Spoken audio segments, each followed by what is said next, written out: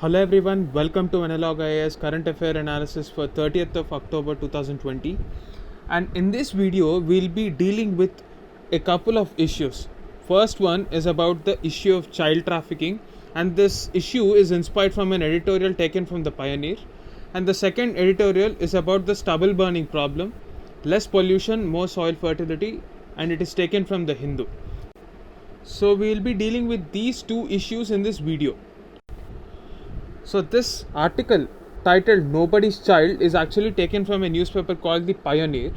Since the Hindu, Express and Live Mint have not been covering this issue of child trafficking in a comprehensive way, I found this article to be pretty useful, and we'll be using this article to cover the entire issue of child trafficking, which is very important from the perspective of the paper 2. In paper 2 we have the issue of vulnerable sections, and children constitute one of the most vulnerable segment of the society. So this particular demography requires special concern because they would be the future citizens of the country tomorrow. So in this article we'll be looking at the various rights of children and how to safeguard them. So if we have to take a inspiration for a framework to understand the rights of children, the international covenant with respect to this is the UN Convention on Rights of Children, UNCRC, which happens to be the most ratified convention in the history of international politics. So please read about this UNCRC before starting this editorial. Please pause the video, just Google it, read it from Wikipedia about UNCRC. So to briefly explain what this is, let me give you a context. UNCRC recognizes three kinds of rights. So the right to life, the right to survival, and the right to develop, to express her or his full potential is the framework in which this UNCRC is set up. Now when we're talking about human trafficking actually takes away all these rights. So that is why we have to understand human trafficking as an issue, and it has even more importance in the context of children, because that would rob them of their entire childhood and their entire life actually. So this article starts with an anecdote of a 17-year-old girl who was found by the Uttar Pradesh police in a hungry and delirious state.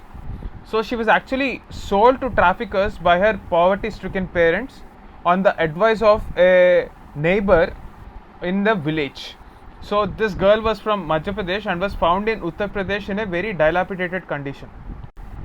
So she actually walked for 200 kilometers to be spotted by this Uttar Pradesh police, and she was not actually aware of her whereabouts, and she was very determined to reach home.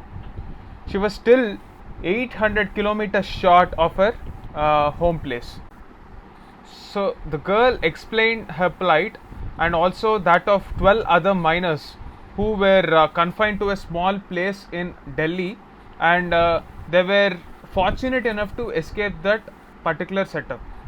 So this is the reality of a lot of children in our country. So if we take a look at the constitutional provisions with respect to prevention of trafficking, you have Article 23, which specifically talks about human trafficking. We also have Article 39 in the form of DPSP, which aspires to give children a better life. We have Article 14 in the form of right to equality, and above all we have Article 21, which is right to life and liberty. And this is in consonance with the principles laid down in the UNCRC as well. So despite having all these provisions and despite having all the constitutional guarantees to children, the freedom of children is being taken away because of this exploitation. So this is a cause of serious concern, because this affects not just the morale of the child but also the human capital of our future. We also have the Immoral Trafficking and Prevention Act of 1956.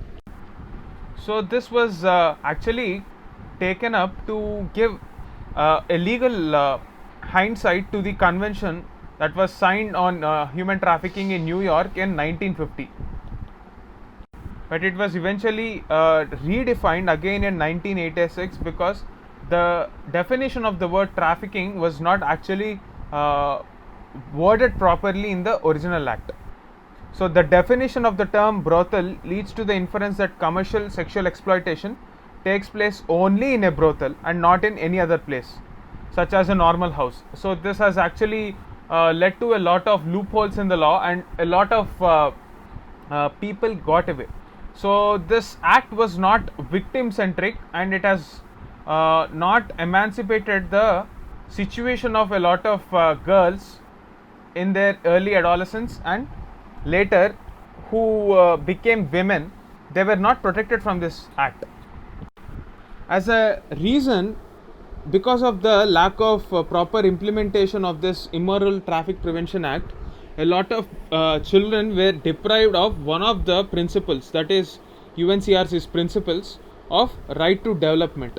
So this development was missing, and you can actually say that they have missed their entire childhood and its entire generation of kids from particular pockets of geographies in a lot of impoverished places in our country are still subjugated to this trafficking problem.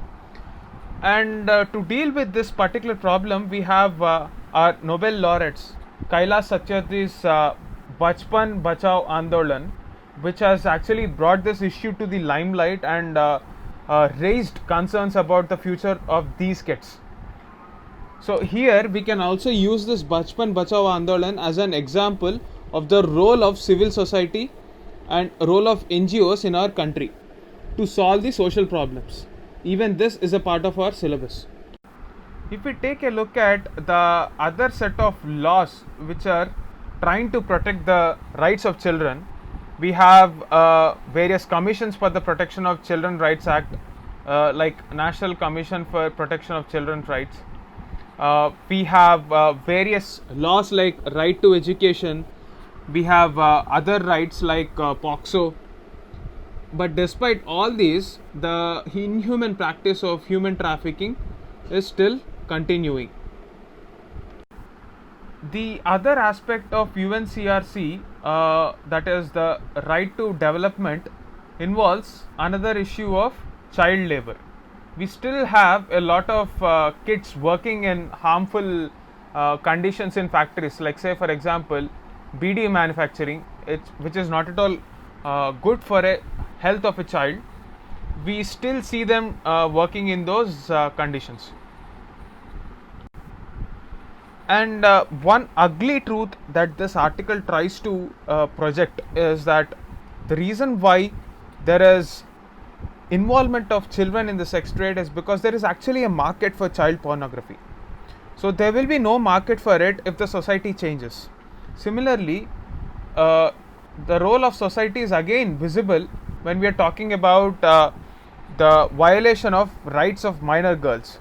So the reason why the violation of the rights of minor girls happens is because there is still a market for minor girls in sex trade. So on all counts, society is actually as guilty as the criminals who traffic children. So unless and until society comes up with some sort of actionable items and support people like Kailash Satyarthi, who actually runs the NGO of Bachpan Bachao Andolan and sustain this movement for such a long time. So we have people who are committed to a cause. All we have to do is give them enough attention and policy support. And if we sit up and notice in a democracy that people are not actually happy about something that is happening in the society, the governments are bound to act. For example, when we are demanding justice for Nirbhaya in 2012, the government did react and enact a law. However, effective implementation of a law is a different aspect, and again for that we need citizen participant. So citizen participation in governance is a indispensable item in a democracy to ensure that the fruits envisaged by the law are actually fructified and enjoyed by the society. So citizen participation and democratic participation of all the institutions is a prerequisite for a healthy society.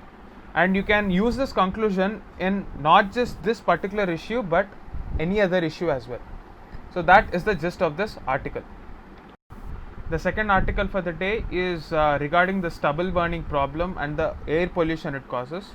It is titled "Less Pollution, More Soil Fertility," and this is taken from the Hindu.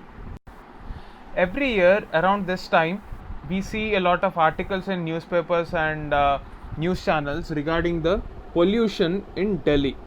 The reason why Delhi's pollution gets so much media visibility is because it naturally happens to be the capital of our country, and all the media is located there. And with a population of more than 2 crores, Delhi is obviously going to get a lot of attention.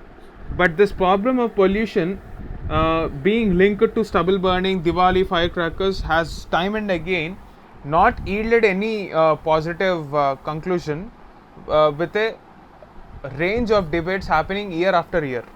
So after a long time, the Delhi government has decided to take up this idea of Pusa decomposer to solve this problem of stubble burning. Now, to understand what this issue is all about, let us get into the details. So what exactly is this stubble burning? So basically, when we are talking about stubble burning, it is nothing but setting fire to a crop residue to remove them from the field to sow the next crop. So farmers in Punjab and Haryana sow paddy crop in summer, that is the Kharif season, and since the soil is very fertile in this region, they also have another crop in the form of rabi crops for winter. Mostly they sow wheat in this season. So in order to plant this next winter crop, that is the rabi crop, farmers in Haryana and Punjab have to move in a very short interval. And if they are late due to short winters these days, they face losses. Therefore, burning this stubble, which is left over after the harvest of paddy, is the quickest way to clear it. If it is left in the field, pests like termites may attack the upcoming crop. So this has actually worsened the situation of farmers, and they are left with no other choice to take up other than directly burning it. The main reason for this creation of stubble is mechanized harvesting.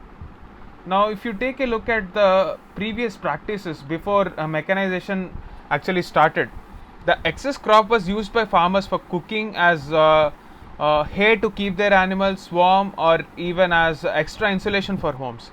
But now the stubble used for such purpose has almost become outdated with latest construction materials and other sort of technologies coming into picture.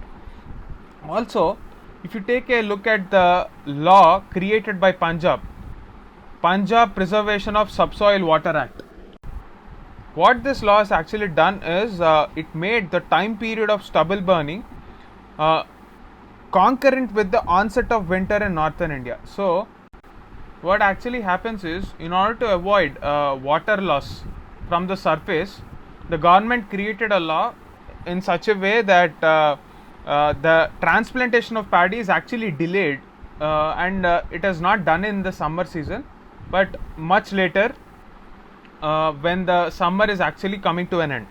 So what this has done is, it has left very little time, like already discussed, between the two seasons of Kharif and Rabi. So they are directly burning the law. So policy is also a reason for this action of stubble burning. So this stubble burning has obviously created a lot of particulate matter, and harmful gases like methane, carbon monoxide are also being produced, and because of the winter season it creates fog. It also reduces the soil fertility. So in order to solve this problem, the government came up with this idea of Pusa decomposer. Now let me explain what this Pusa decomposer is. So recently the scientists have developed a biodecomposer. So what this actually does is, it converts the stubble into compost, which is good for being used as a manure for the soil. So these Pusa decomposers are in the form of capsules made by extracting strains of fungus or fungi, and these enzymes secreted by the fungi help the paddy straw to decompose at a much faster rate than usual. So for this, a decomposer mixture is made. So this decomposer mixture is a liquid formulation consisting of decomposer capsules, and they were let to ferment for over 8 to 10 days. So after that, they are taken out and they are sprayed on the fields with crop stubble on it. So the farmers can prepare 25 liters of this liquid decomposer mixture using jaggery and besan or chickpea flour. So the mixture is sufficient to cover at least 1 hectare. So 25 liters for 1 hectare is a very cost effective solution, and it takes just around 20 days for the degradation process to be completed when you compare it with the usual 45 days.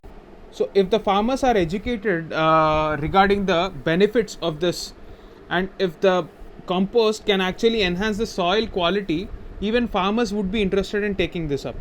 Similarly, if we incentivize the adoption of this Pusa decomposer, we can significantly reduce this problem of pollution caused by particulate matter due to stubble burning.